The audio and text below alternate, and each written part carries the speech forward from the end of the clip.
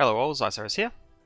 So, I am doing something a little bit different this week. You may have noticed, if you were paying attention, that I was doing like notes on one character a week.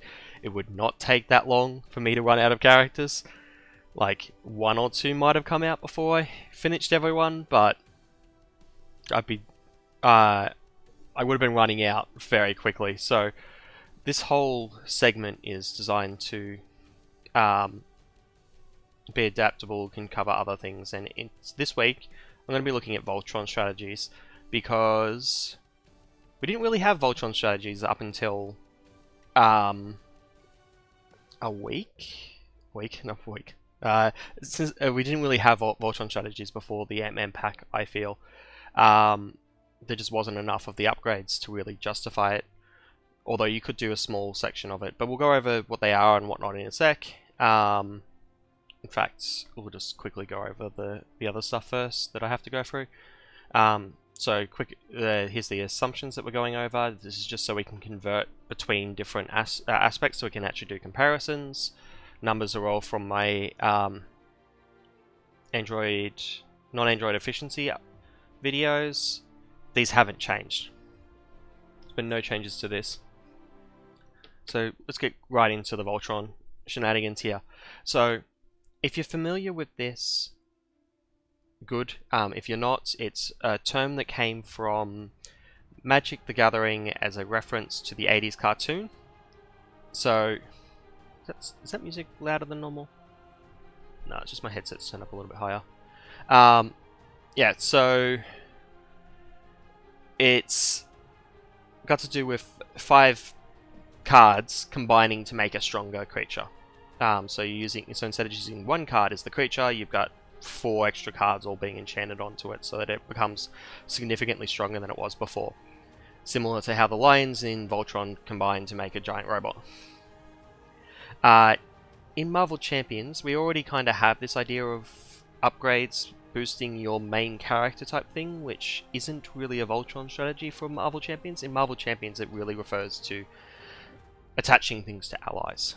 So, Inspired is the classic example from the core set, which we'll be going over in a sec anyway. But, all of a sudden you've now got 2 cards, and those 2 cards are stronger than the 1 card by itself would have been.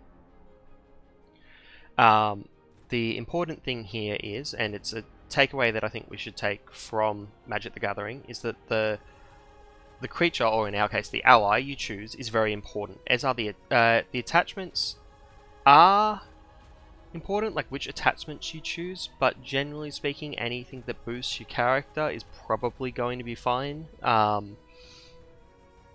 if you selected just a random selection of attachments, you'd probably be okay. But a more synergistic set will probably make for a better deck long term. It doesn't matter quite so much at the moment because there's so few of them that I can actually go through all of them in a reasonable amount of time. But in the long run, I could see more support for this archetype. And if there's more support for Voltron shenanigans, it's not even really an archetype, it's more of a strategy. But you might, if we see more support for it, then you may end up with more attachments, and then maybe you'll have to actually pick and choose, as opposed to just slapping as many copies of all of them in your deck if you want to just go all in on this strategy. Now, I mentioned just before that ally choice is important. The main reason ally choice is important is because your Voltron character, it takes so long to set up, you do not want it leaving play. So allies that generate more value by being in play, or have very strong stat lines, are generally the best to use. You don't generally want to be paying for characters that have weak stat lines but good on play abilities or something like that, or play from hand abilities or leaf play abilities, because you're not going to be triggering those. Because you've put so much investment into this character, you can't get it out of play to put it back in, or you can't let it leave play.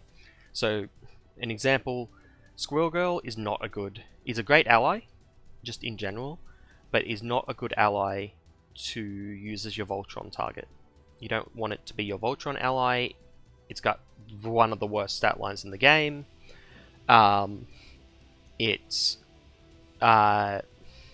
She, I should say. She's got one of the worst stat lines in the game, and her biggest advantage is when she enters play, she does a very good board clear. Next thing here, healing and tough tokens are generally, just every time we're mentioning this I'm going to have to put generally because there are exceptions, become a lot more important when there's a Voltron player at the table, because as I said, you don't want the ally to leave play. You need to be able to keep them in play and still use them for their stat line generally. So you've got healing and tough are the ways to get around that. Like for a first aid, you got probably 2 activations. For a tough on them, you can use it. You can use like an enraged activation if you've gone that route. But I have to put generally because there's Black Cat who doesn't have any consequential, so can be a Voltron without needing healing support, but also there is the potential for Voltron targets that don't use their stats but trigger an ability every turn instead. Or maybe multiple times a turn instead. The closest example we have to that is Wong at the moment. You could theoretically set him up with like Honorary Avenger and Sky Cycle and just ready Wong twice a turn. No, not ready Wong. Heal 1 twice a turn, or milled 2 cards off the top of the invocation deck. And that's still kind of a Voltron. And although it's hard to make it any better beyond that, but maybe we'll see. We could see some things down the line. It's always a possibility. It doesn't take that much to make a character like that viable. And there's at least one spoiled card in Protection that like could be a Voltron target, although it's awkward because it's in Protection because there's no attachments there. That already has the healing on their own character and doesn't need to find it anywhere else. Anyway, what do we got? Attachments should consider. Yeah, you should probably consider the attachment. Consider the allies you're planning to throw them on. But once again, I don't think it matters too much. Like once you've got them up to a certain point, they're going to be powerhouses basically, no matter what you're adding to, provided you're using them appropriately for what they currently are. And as I mentioned, there's not that many attachments. It's only the 5. We only currently have 5. So let's just get on to the attachments. First is Inspired. So cost 1, gives 2. It's obviously better to use for Thwart than Attack because Thwart's harder to do, but obviously you have a limited amount of thwarting to need on any given turn, whereas if you run out of damage that you can do, you've probably just won. It's just very universal. This one, I don't think there's an ally you can throw this on that it's not just a good improvement. Obviously, better if it stays around forever. Better if the stat line of the character was already pretty good, etc. Max 1 per ally, so maybe you could get flooded with too many copies of this if you don't have enough allies. Like, that's the only things I'd really need to worry about. Physical resource, there's nothing in leadership that triggers off physical, and in hero sets there's only Hulk that cares about it.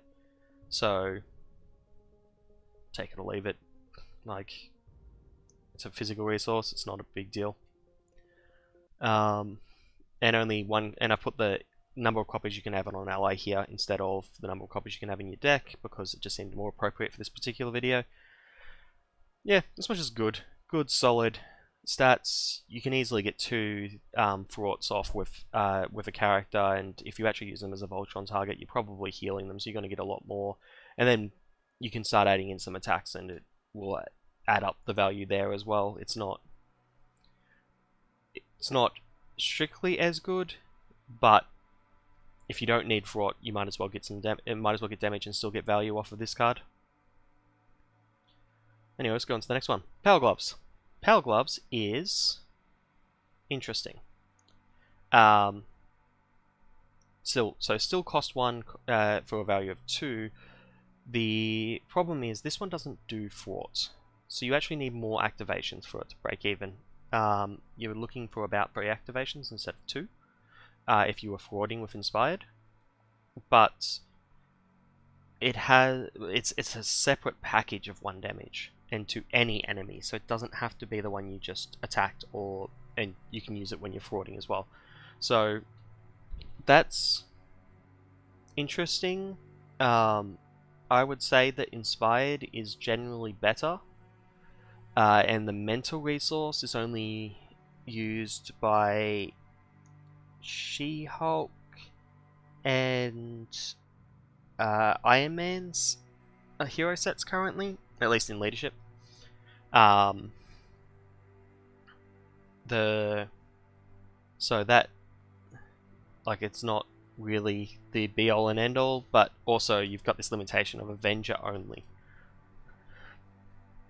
which does limit it a bit as well compared to the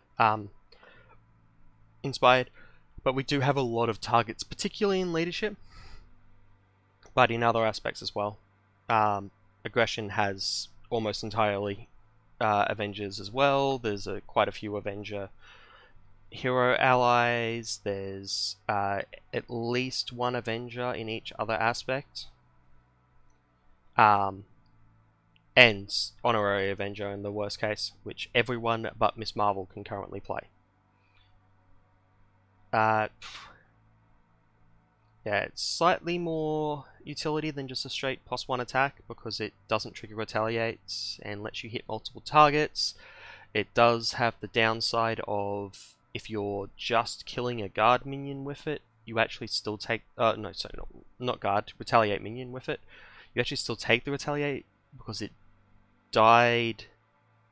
it didn't die from your attack, and then you kill it with the response immediately afterwards, and that's a little unfortunate, but that's a very specific value. And the tech trait is useful for Iron Man, because you still control these if they're on your allies, so you can actually get some extra hand limit on it in Iron Man in particular, and he does have an Avenger signature ally, so there's 1 more target versus what you can put in your deck. Although it does mean you can't run the basic War Machine, which I'd probably prefer. But anyway, that's Power Gloves. It's good. It just needs, I would say Inspired is better, but while I would say Inspired's better, we're adding more and more value, and I still think Power Gloves is pretty good. So, like, if you have Inspired plus Power Gloves, that's obviously better than just Inspired by itself. Sky Cycle. 1 for... okay, so 1 costs 2. This, I haven't put any values here for what it's generating, because it's not actually generating that much. It's not actually generating value, because all it's doing is speeding up the rate that you can generate the value that you already had. So, if your character requires healing at any point, you need to speed up how fast you can get that healing. And we don't have a lot of ally healing in the game at all currently. There's First Aid and Inspired Presence. And Inspiring Presence already does this, so you don't need this when you're doing Inspiring Presence. And that's the grand total of the ally healing in leadership. If you go into protection, you could have med teams, but once again, you can only have 3 of them, and you need another player to back you up for that. And I think that's it. like, I guess you could try throwing in some tough tokens with ready for action in leadership, just to generate your own value, but you can really overtax your healing capabilities by going too fast with Sky Cycle. There's no current use for the aerial trait. If that ever becomes relevant, that can completely change this. It still requires an Avenger, so that's a problem. It does have its place, but you need synergy with the ally you're running. Like, for instance, I think Sky Cycle is really good with Vision, because anytime you spend the resource on Vision's ability, you can always make sure that you get 2 value out of it. So it's effectively that 1 energy resource has gone from being 1 energy resource for +2 to 1 energy resource for +4 to a stat. That's a big deal. Like, extra bonuses, and that's a particular combo with Vision that doesn't happen with which doesn't happen with other characters. Other options are, if you can get this on Tigra, if you can get an Honorary Avenger on Black Cat, like, those are characters that don't necessarily need healing at all, so they may be able to go forever and just constantly actually make full use of Sky Cycle and make use of their stats twice a turn consistently. But I think this card I actually think currently this card is a little bit of a trap. It may not be long term, but as of the Ant-Man pack release, I don't think it's worth running. I would rather any other upgrade, and even if I had every upgrade, I'd probably consider more healing or something over this card. Or maybe more utility. I would probably consider another effect over running Sky Cycle. I think that would probably be better. Like, even Inspiring Presence. Like, if you don't have Inspiring Presence, you could throw that in instead, and I think that would be better than this. Okay, Reinforced Suit. We're getting to the HP ones.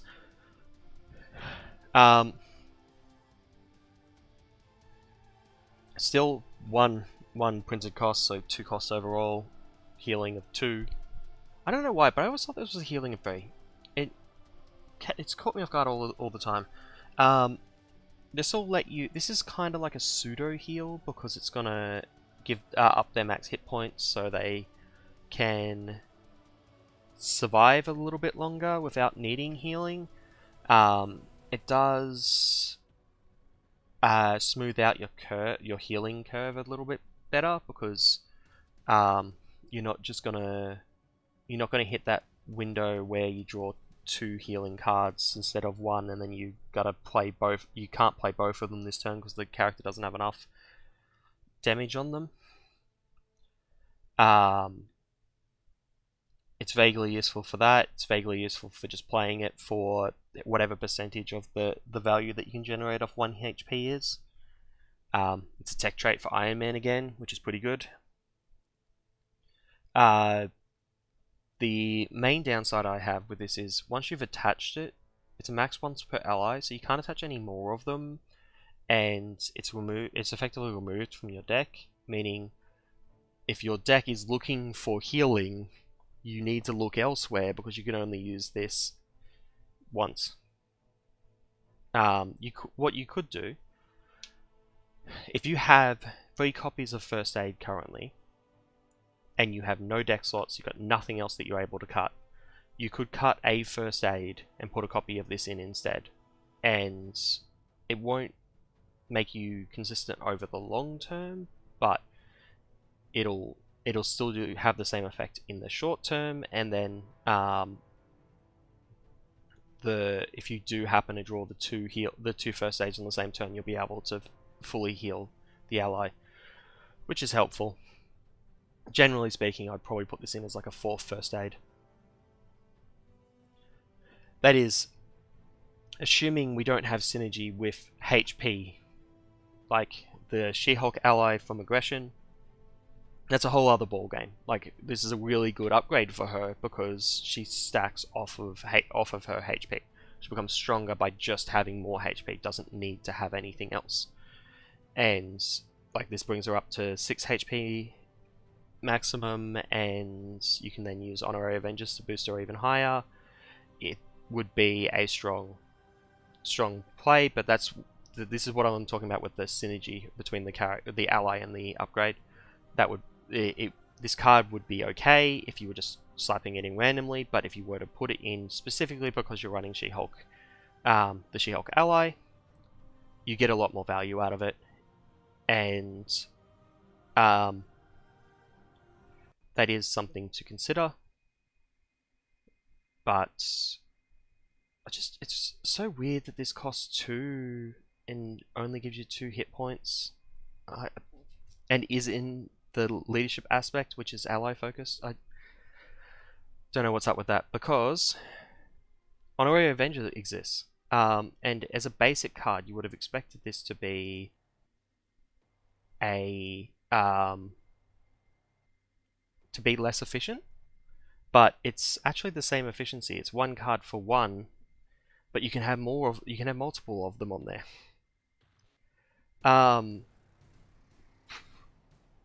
The Avenger trait is actually relevant. Like, yes, you can only play this if you've got the Avenger trait, but that's a pretty easy condition to meet with the current card pool. Maybe we'll feel a little bit more once we have the Guardian cycle.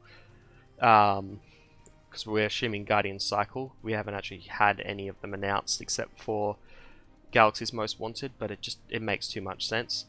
And yeah, like +1 Avenger trait. We had a couple upgrades that required the Avenger trait, so that Avenger trait already has value.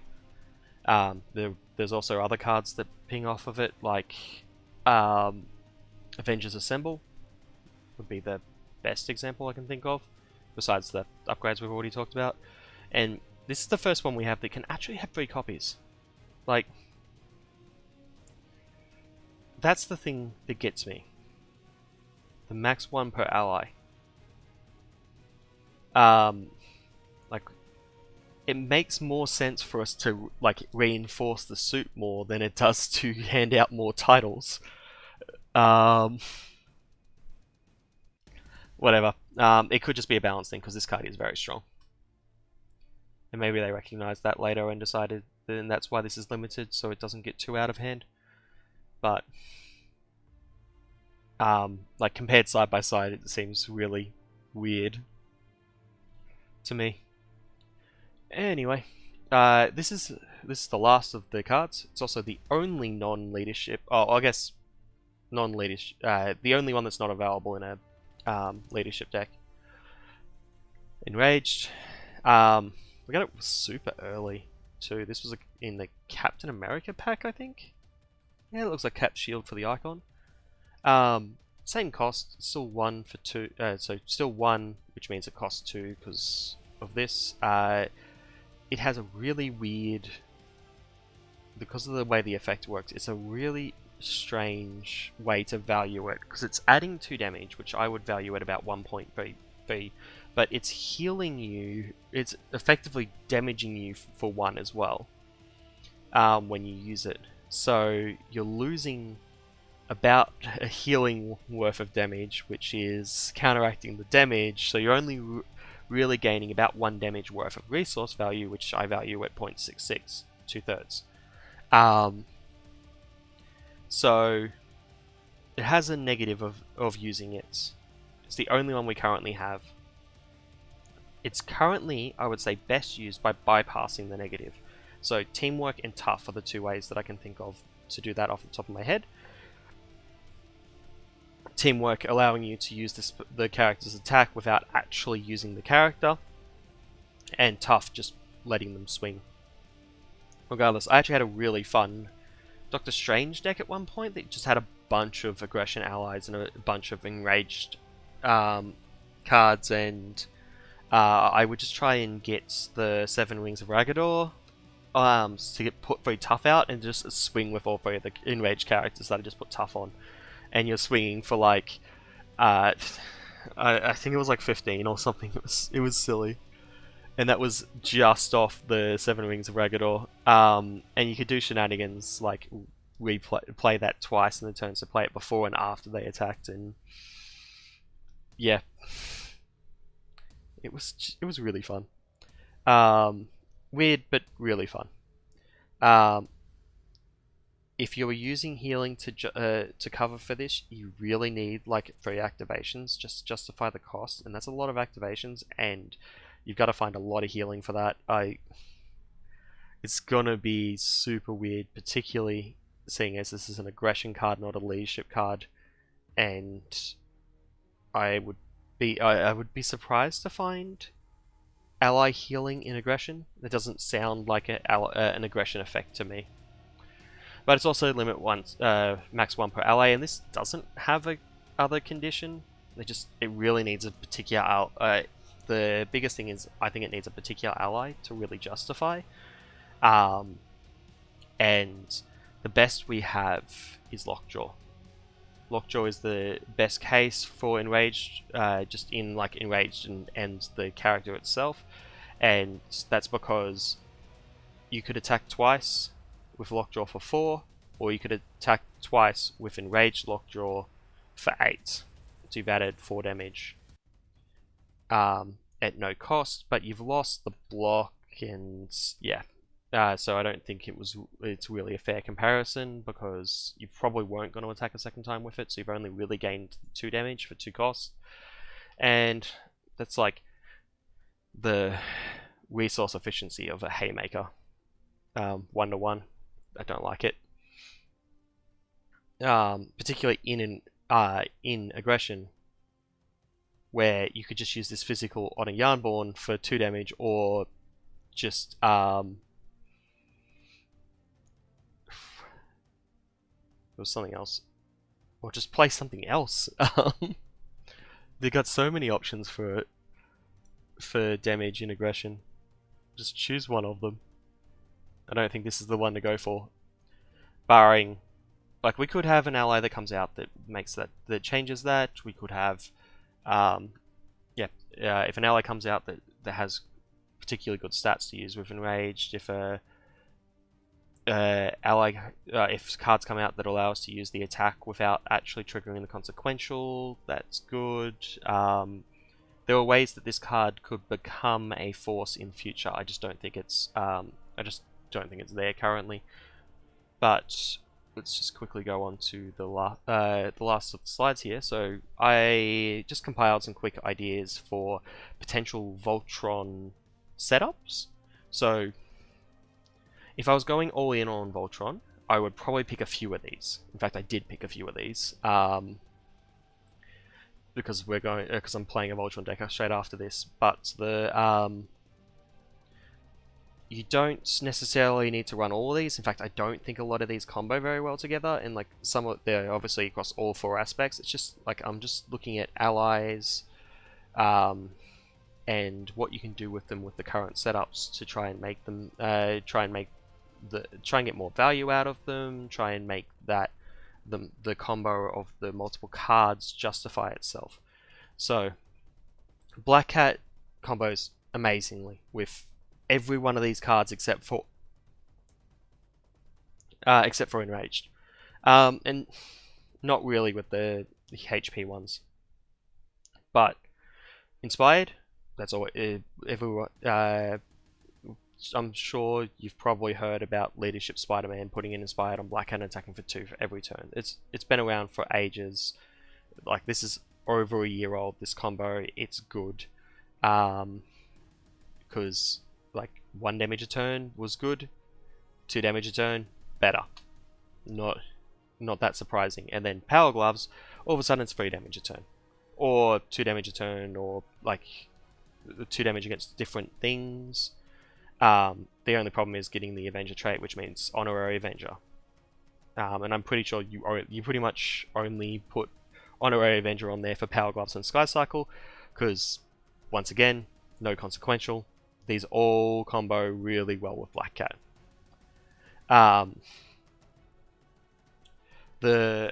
Captain Marvel ally, the one that's in Spider-Woman's hero set, is really good as well. Combos, it doesn't combo well with Enrage, but the rest of them, perfect. Even the healing, even the HP ones here, because she needs healing. She needs a lot of healing. It's really hard to make this work outside of leadership protection. Oh, I suppose you could get someone else to bring the leadership cards if you really wanted, but you really need a leadership player and a protection player, because you need someone needs to be healing it, and you need a lot of healing, and someone needs to actually supply the buffs onto Captain Marvel herself. And yeah, you need a lot of healing. You need a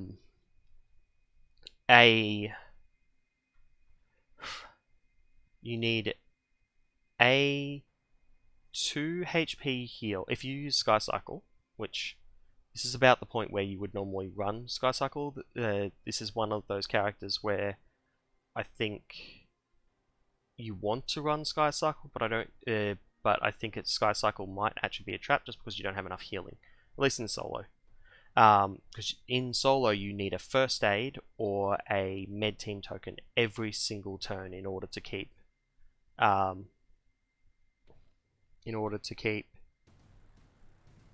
Marvel online constantly, and every turn you don't have that, you've effectively lost the last turn of value, because you could have just done the attack or the fraud this turn instead, and it wouldn't have made that big a difference. So yeah, you need a lot of healing. Just put as much healing as you can if you're gonna build that deck. Iron Man was possibly the first ally where we knew we were getting this game plan. It was pretty clear because he said that he lowered the cost of attachments on him, and this is the Iron Man ally. We didn't have the attachments. We now have the attachments, at least a few of them, and they're pretty good. If you slap all of them on Iron Man, which you can easily do because he's already an Avenger, you've got like 6 HP, the ability to ready, 3 thwarts an attack with an extra damage every time you thwart or attack. I don't actually think it's the best, but if you're doing a lot of Voltron-y stuff, you are saving a decent amount of resources, so maybe it's worthwhile. But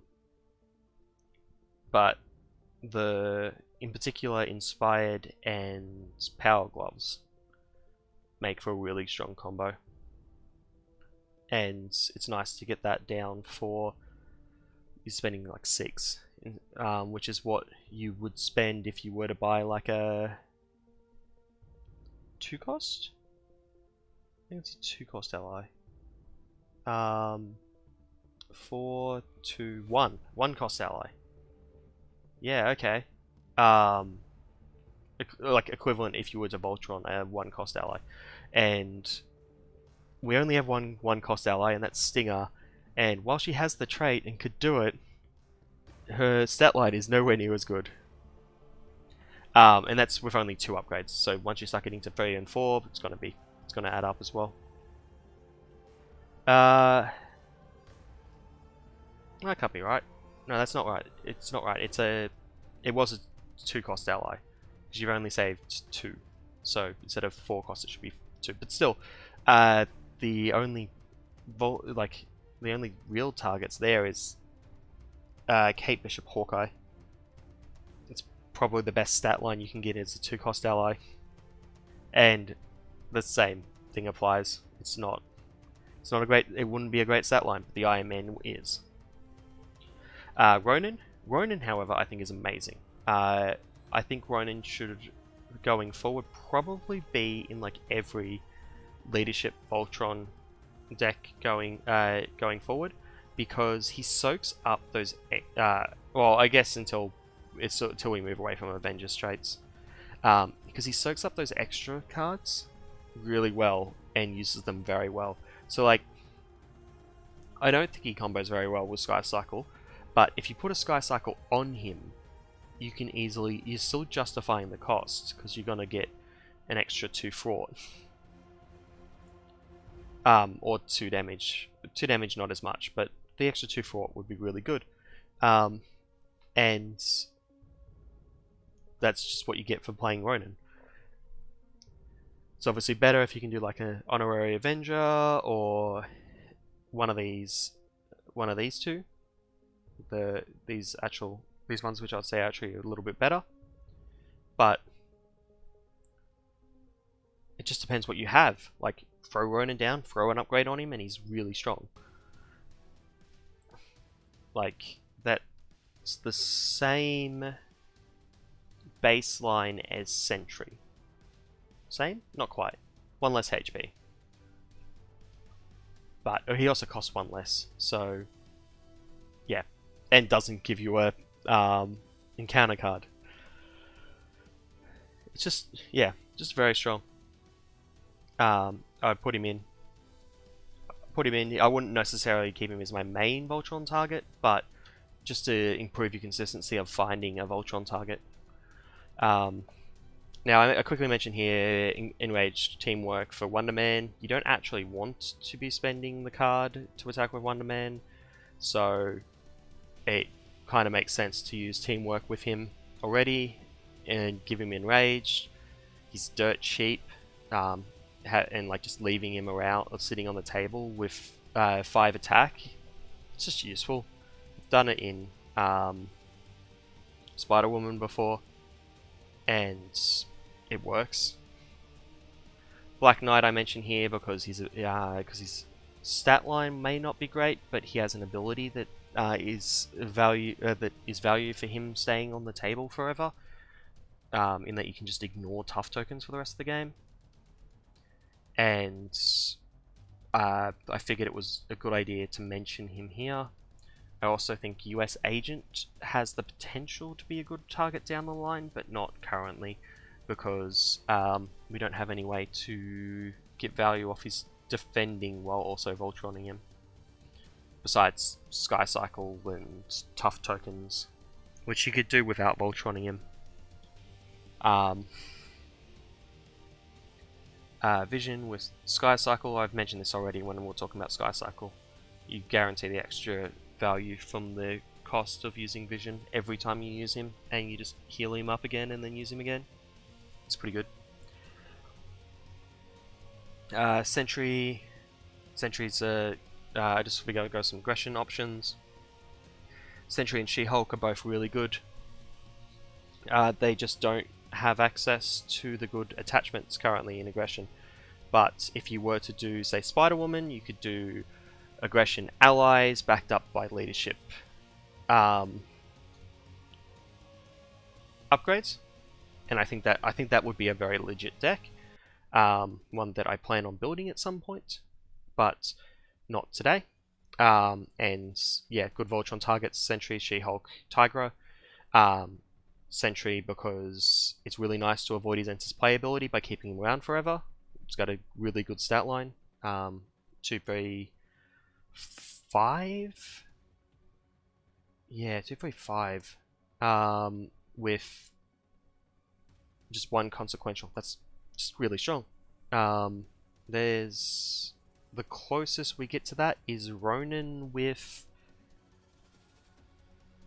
reinforced suit. Once again, Ronin's really good, so yeah. You just obviously there's a downside here which Ronin wouldn't have had,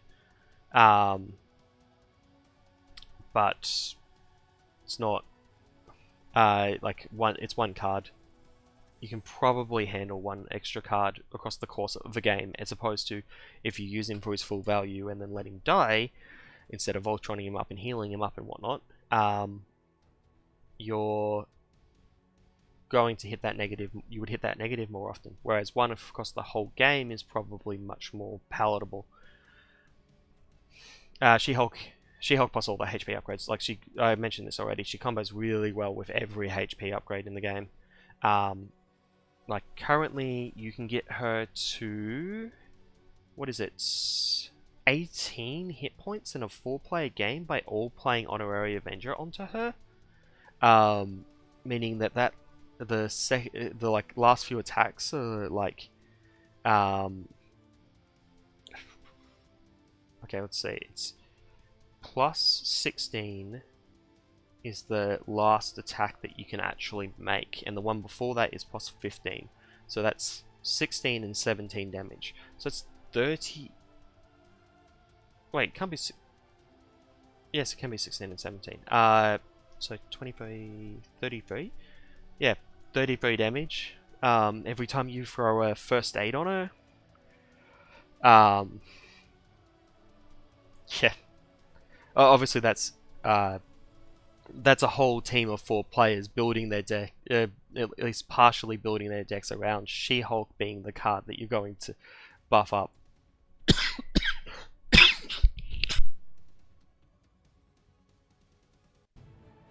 Sorry about that. So you would expect a strong return from that, but there's not many things that you could work together to build up to that ludicrous value. But this is one of them. I think the only other one I can think of is you can really build a ludicrous Avengers Assemble turn. If you can like all get 4 Avengers, including yourself, down, 4-player game, have 1 player with 5 Avengers. Yeah. So yeah, that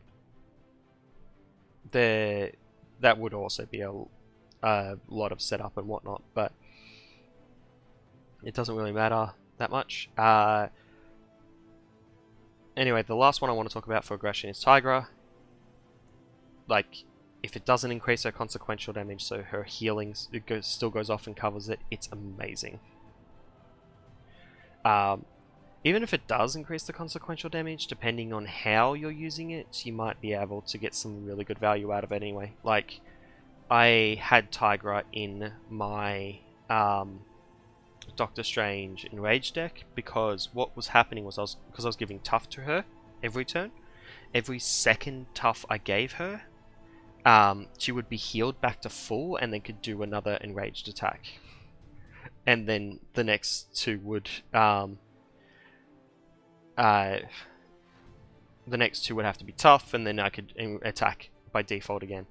And that meant that I was effectively getting 6 damage per tough token, kind of, as opposed to like 5 that I was getting on a 3 attack character. It was just really strong. And then I'm just going to quickly mention the Daredevil ally for Justice. There's no synergy in his aspect whatsoever currently, but he's a good target for staying around forever. He generates his entire value by staying on the board for as long as possible. He is a good Voltron target, but it's basically multiplayer only currently. I guess Spider-Woman, but he's expensive. But if you do it, he's expensive and you wouldn't have any heals in either of your factions currently. And he doesn't have the Avenger trait. So, yeah, there's some doubt there. I don't think Spider-Woman would make good use out of that. As a Voltron. Spider-Woman makes great use out of Daredevil if you just go like Justice, Protection, and use some of your med team counters. But he is a valuable target for it down the line, particularly if Justice starts getting some Voltron shenanigans going on. And the Black Widow ally, I mentioned this specifically because this is something that I have done as like a small scale Voltron shenanigan, to put Honorary Avenger on her and then use her to heal, and then use First Aid to heal her every other turn after she thwarts for 2, and it's actually one of the strongest protection focused thwart engines. It's like solo protection thwart engines that you have access to. You can do something similar with War Machine, But if you put the combination of both of them in, you could actually, like say, let War Machine die and cycle through your deck while Black Widow takes all your first aids. And Black Widow has value by staying on the table even when she's at full damage, because she'll be able to occasionally use her ability. And all of that combined makes for just like an interesting choice. Maybe down the line we might be able to do something better with Nova, because he also gets a lot of value by staying on the table, and doesn't exhaust to use his ability. But Protection just doesn't. Protection has the healing, but none of the combo cards that you really need to make this strategy work. Like, these are not green cards. You could obviously use this in combination with another player, and that would be fine, but that's just where we're at the moment. And I did mention there is at least one spoiler character, actual spoiler, it's official spoiler from the Quicksilver pack if you want to look it up, that would be a really good body for a Voltron strategy, but once again, there's no Voltron sub-theme currently in Protection that they can use. But that doesn't mean that's not going to exist going forward. It also doesn't mean that we can't do something with like Spider-Woman or something. Anyway, I'm going to swap over to Chrome, because I have built a deck using this. Shocking, I know. Chrome's not coming up. One sec. Does this all the time?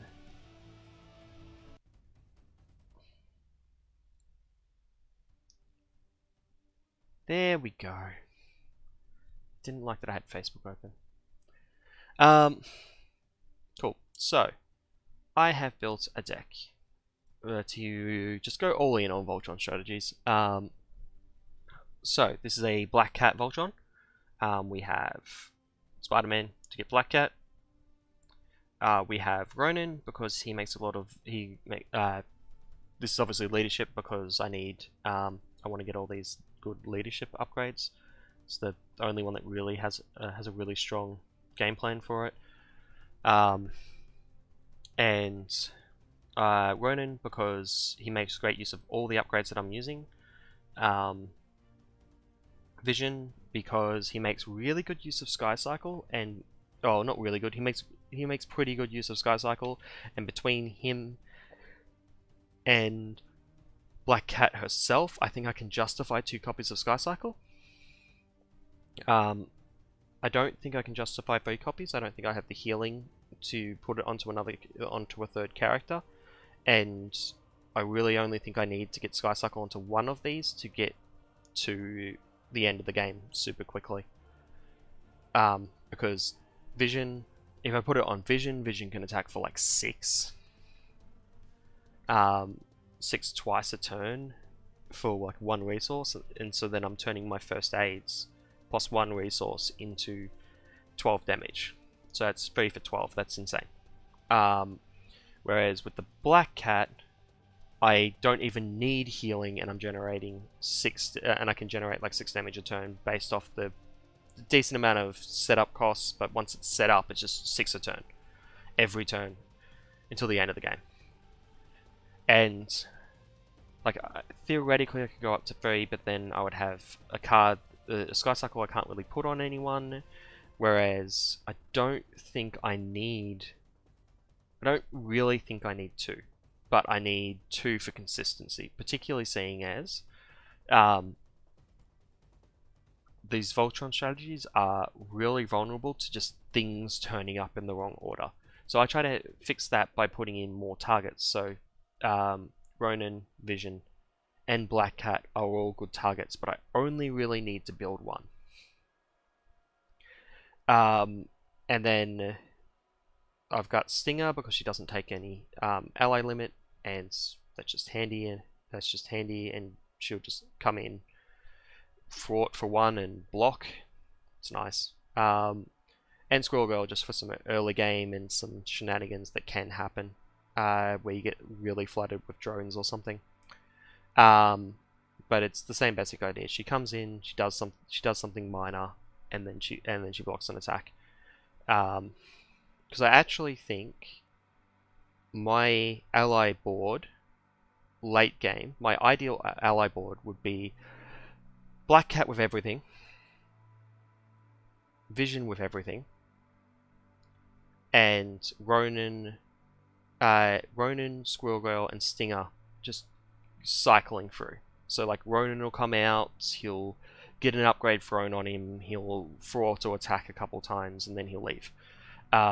Squirrel Girl will he'll block, get killed, and then Squirrel Girl will replace him. Maybe Stinger comes out at some point and does some frauding, and then does a block. It's all well and good. I opted not to go for Inspiring Courage here. Inspiring Courage? Inspiring Presence. I'm never going to remember the name of that card. I opted not to go for it because it's just hard to use in general, but also, and while I can get some pretty good value out of it, like I already mentioned, Vision can get you the full 6 damage and attack, and I can only get like 3 off Black Cat. I just don't generally think I'll be in the position to play it. I could be wrong, but it also takes up card slots which are at a premium when I've got to fit in space for like, what I got, 11 upgrades to connect to my allies. Other things, so the only healing that I currently have is the first aids. It works well enough. Especially seeing as the only target I really want to heal is Vision. So it just means that 3 times a deck cycle, Vision gets healed and then swings for 12, or fraughts for a decent amount as well. What is it? 3, 4 and a damage. So 8 and 2 damage. Still pretty good. Anyway, that is the deck that I've built to work off my Voltron strategies. I'm going to be playing it against Zola, which is the worst scenario I could be testing this into, but we shall see how that goes in the next video. Okay, let's